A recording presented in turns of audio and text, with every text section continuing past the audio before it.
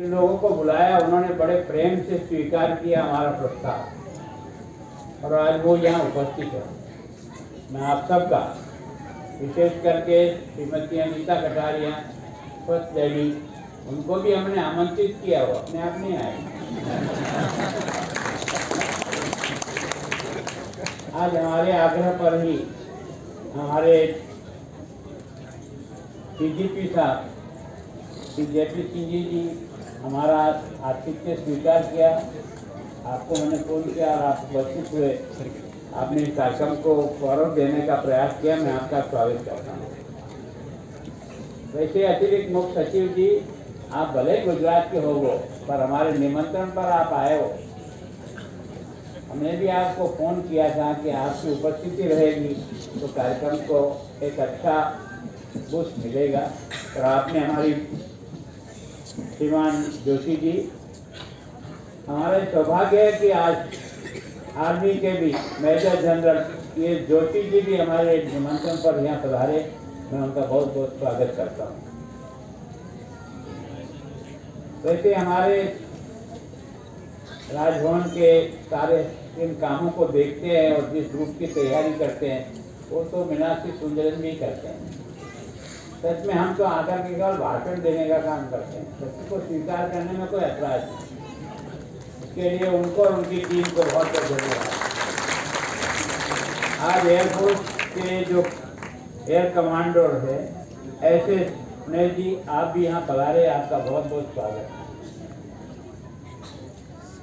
अभी जिन्होंने अपनी बात कही थी महाराष्ट्र के बारे में, डीपी धनपत जी, आपका बहुत बहुत स्वागत। गुजरात के अध्यक्ष असगर भाई जवरोत जी, आप पधारे, आपका बहुत बहुत। सबसे ज़्यादा आभार तो ग्लोबल यूनिवर्सिटी का, क्योंकि हमको आज उन्होंने ये स्थान उपलब्ध कराया। पिछली बार हमने आपका आसाम और गुजरात दिवस हमारे ही मनाया था, लेकिन वहाँ स्थान को थोड़ा सा लैंडस्लाइड के कारण से उसको अनसेफ डिक्लेयर कर दिया।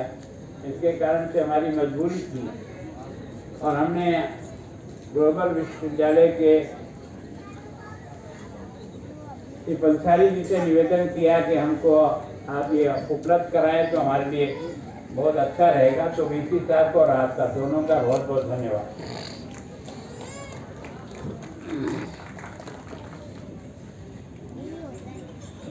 और हमारे निमंत्रण पर आज सभी बंधु जो गुजरात और महाराष्ट्र के यहाँ आए हैं, आप सबका मैं बहुत मन से स्वागत करता हूँ कि आपकी उपस्थिति ने हमारे इस कार्यक्रम को इस स्वरूप में लाने का जो काम किया उसके लिए मैं आपका अभिनंदन करता हूँ। आसाम के भी कई अधिकारी, मैं सबका नाम नहीं ले दूँ, मैं सोचता हूँ आप सब लोगों ने पधार कर एक भारत श्रेष्ठ भारत, ये अलग अलग झपड़ी नहीं बजानी है कि मैं महाराष्ट्री, मैं गुजराती, हम सब भारतवासी। इस बात का एहसास हुआ और इस कार्यक्रम के पीछे जो मंत्र है वो यही है कि देश के किसी भी भाग का कोई भी महापुरुष है वो भारत का महापुरुष, भले वो पैदा गुजरात में हुआ हो, महाराष्ट्र में हुआ या राजस्थान में हुआ होगा, चाहे वो आसाम में हुआ हो, लेकिन उनके कामों के कारण से सारा देश उनको अपना महापुरुष मानता है। और इस कार्यक्रम को मनाने के पीछे जो मंत्र है वो यह है कि हम उन सब राज्यों के विशेष व्यक्तियों के बारे में जानकारी अपने आसाम के भाइयों को भी दें और आसाम के यहाँ के जो लोग हुए हैं उनकी जानकारी गुजरात और राजस्थान में भी दें। हम एक दूसरे को, कारण क्या है कि हमारा जो सिलेबस बना है वो इतना संकुचित बना है कि हमें केवल और केवल कुछ चीज़ें ही पढ़ने को मिलती है, बाकी संपूर्ण देश के जो हीरो हुए हैं उनके बारे में जानकारी नहीं के बराबर होती। तो मैं सोचता हूँ प्रधानमंत्री जी की जो मंशा है उस मंशा के पीछे यही उनका एक उद्देश्य रहा होगा कि हम सारे देश के महापुरुष को अपना महापुरुष समझ करके उनको मन से उतना ही सम्मान और प्यार दें और ये सोचें कि ये सब भारत के हैं। कारण ये कि जो राज्य बने अलग अलग, ये तो बाद में बनाए गए, बाकी तो भारत एक था। हमारा दुर्भाग्य रहा कि भारत जो एक अखंड भारत का स्वरूप था, जिसमें अफगानिस्तान भी हमारे साथ, बर्मा भी हमारे साथ, नेपाल भी हमारा, भूटान भी हमारा, ये सारे के सारे, पाकिस्तान, बांग्लादेश, ये सब मिलाकर भारत था। लेकिन दुर्भाग्य से काल चक्र ने हमको संकुचित कर दिया, उसको छोटा कर दिया।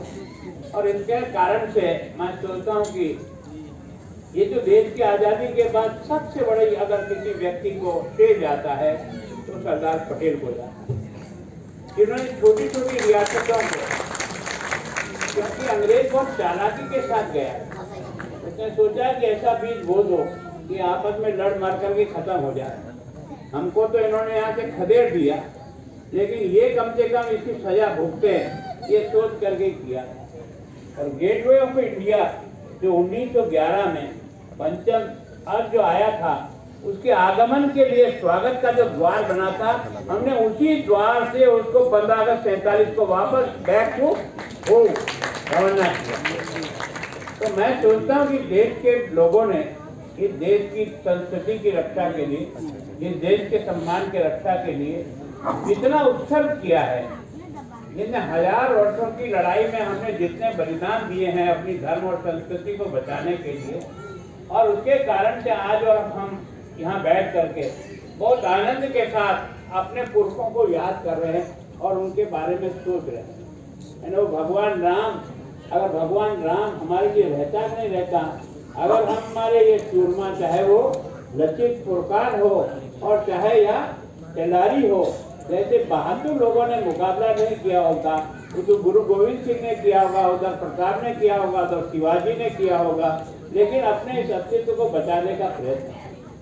लेकिन अंग्रेजों ने जिस प्रकार से इस देश को तोड़ने का प्रयास किया, शिक्षा के माध्यम से, सब प्रकार से, लेकिन इस देश के बहादुर लोगों ने किस प्रकार से देश की आज़ादी का जंग प्रारंभ किया। और मैं सोचता हूँ ये आज़ादी का जंग प्रारंभ करने में महाराष्ट्र और गुजरात का बहुत बड़ा योगदान था।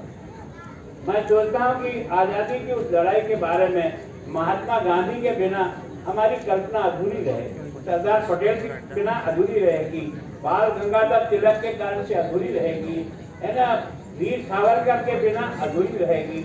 मतलब एक से एक ऐसे हीरो जो इन्हीं राज्यों में पैदा हुए और जिन्होंने अपने संघर्ष के आधार पर एक तरह से भारत को आज़ादी दिलाने का प्रयास किया। और मैं सोचता हूँ कि ये जितने भी हैं, वो संत चाहे महाराष्ट्र में हुआ हो, चाहे गुजरात में हुआ हो, वो चाहे पूर्वांचल में हुआ हो, वो सबका सोच तो एक ही था कि वैष्णव धर्म की